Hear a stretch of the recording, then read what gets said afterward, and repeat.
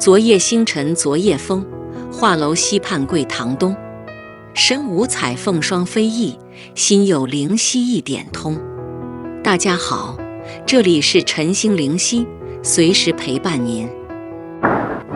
Vice President Johnson, Mr. Speaker, Mr. Chief Justice, President Eisenhower, Vice President Nixon, President Truman, Reverend clergy, fellow citizens.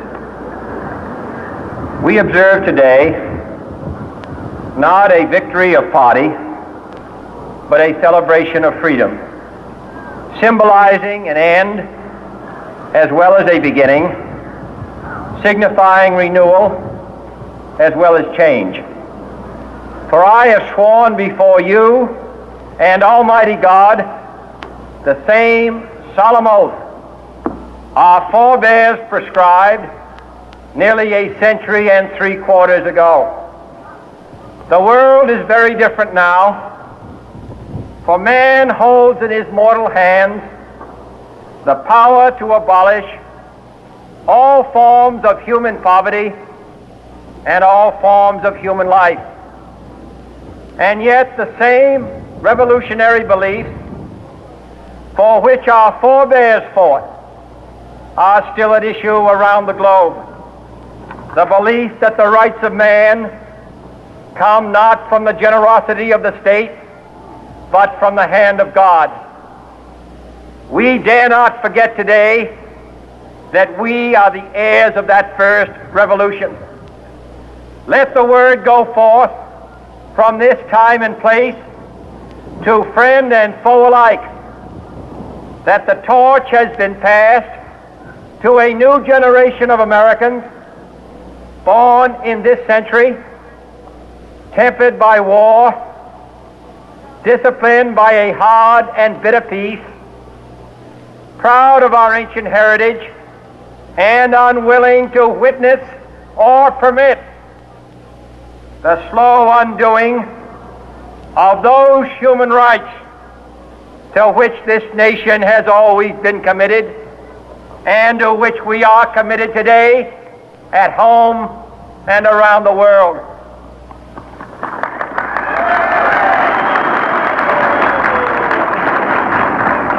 Let every nation know, whether it wishes us well or ill, that we shall pay any price, bear any burden, meet any hardship, support any friend, oppose any foe to assure the survival and the success of liberty.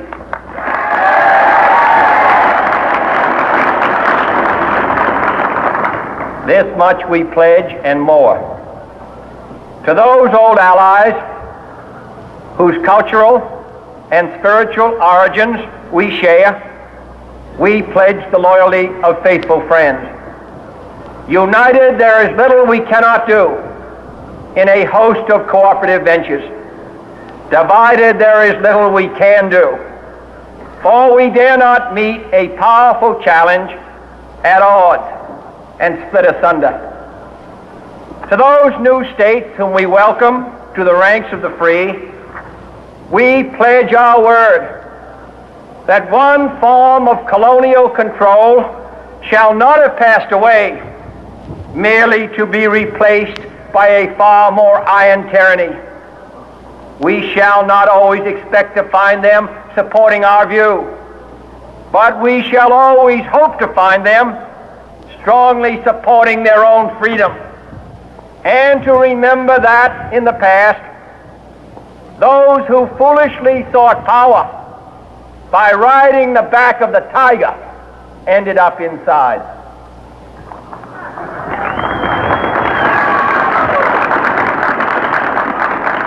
To those people in the huts and villages of half the globe struggling to break the bonds of mass misery, we pledge our best efforts to help them help themselves for whatever period is required, not because the communists may be doing it, not because we seek their votes, but because it is right.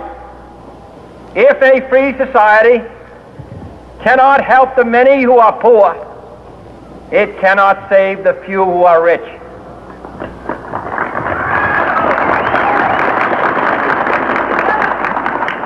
To our sister republics south of our border, we offer a special pledge to convert our good words into good deeds, in a new alliance for progress, to assist free men and free governments in casting off the chains of poverty. But this peaceful revolution of hope cannot become the prey of hostile powers. Let all our neighbors know that we shall join with them to oppose aggression or subversion anywhere in the Americas.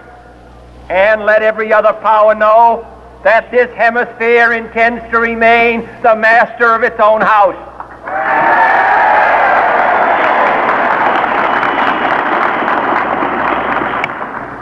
To that world assembly of sovereign states, the United Nations, our last best hope, in an age where the instruments of war have far outpaced the instruments of peace, we renew our pledge of support to prevent it from becoming merely a forum for invective, to strengthen its shield of the new and the weak, and to enlarge the area in which its writ may run.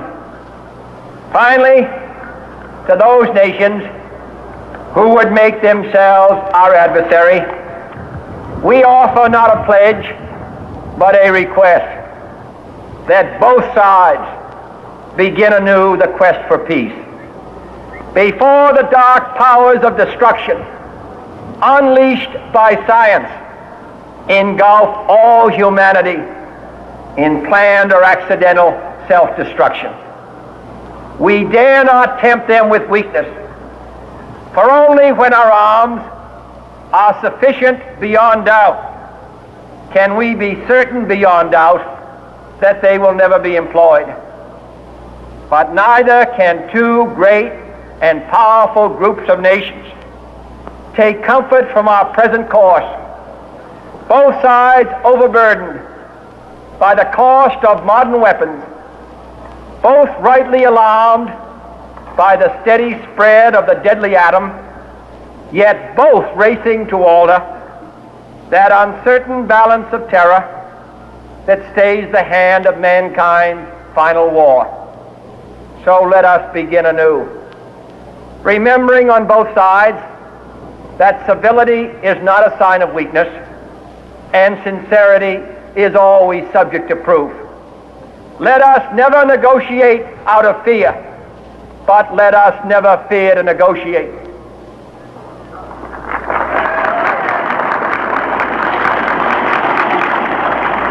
Let both sides explore what problems unite us, instead of belaboring those problems which divide us. Let both sides, for the first time, formulate serious and precise proposals for the inspection and control of arms, and bring the absolute power to destroy other nations under the absolute control of all nations.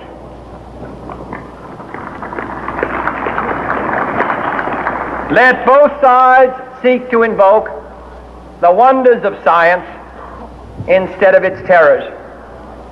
Together, let us explore the stars, conquer the deserts, eradicate disease, tap the ocean depths, and encourage the arts and commerce. Let both sides unite to heed in all corners of the earth the command of Isaiah to undo the heavy burden and let the oppressed go free. And if a beachhead of cooperation may push back the jungle of suspicion, let both sides join in creating a new endeavor, not a new balance of power, but a new world of law, where the strong are just and the weak secure and the peace preserved.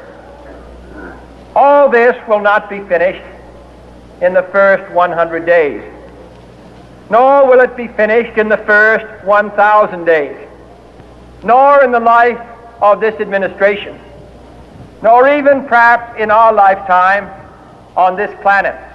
But let us begin.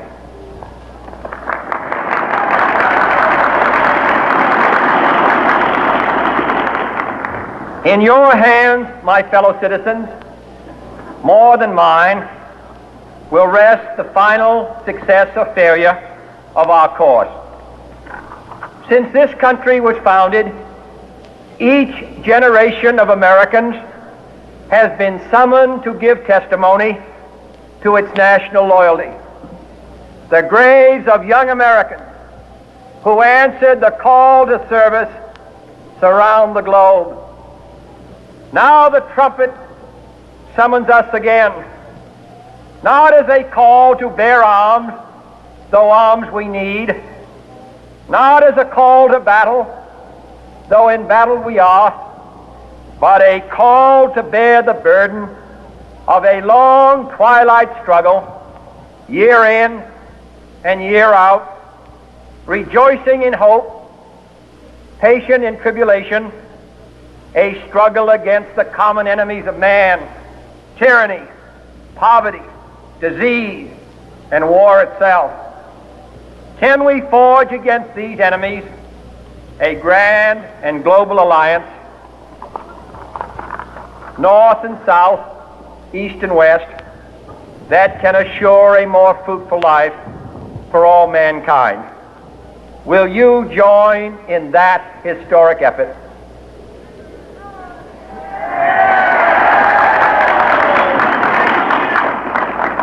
In the long history of the world, only a few generations have been granted the role of defending freedom in its hour of maximum danger. I do not shrink from this responsibility. I welcome it.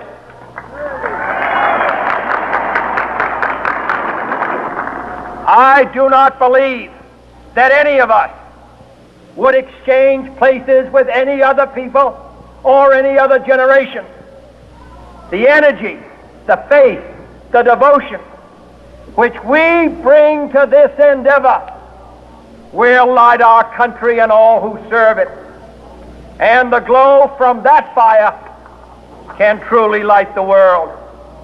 And so, my fellow Americans, ask not what your country can do for you. Ask what you can do for your country.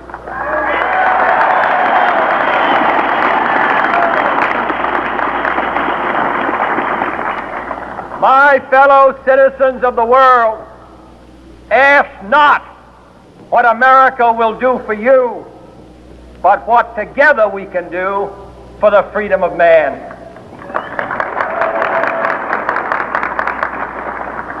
Finally, whether you are citizens of America or citizens of the world, ask of us here the same high standards of strength and sacrifice which we ask of you.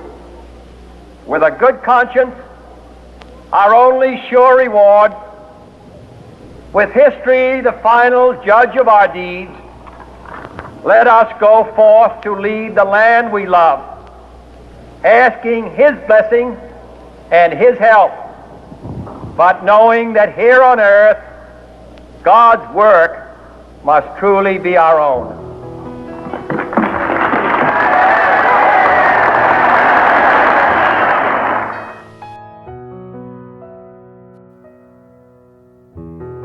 今天分享到这里，如果你也喜欢这篇文章，并且让你有所感触，希望你能够分享给你的朋友以及身边的人，好让我们一起在乐听中共同成长。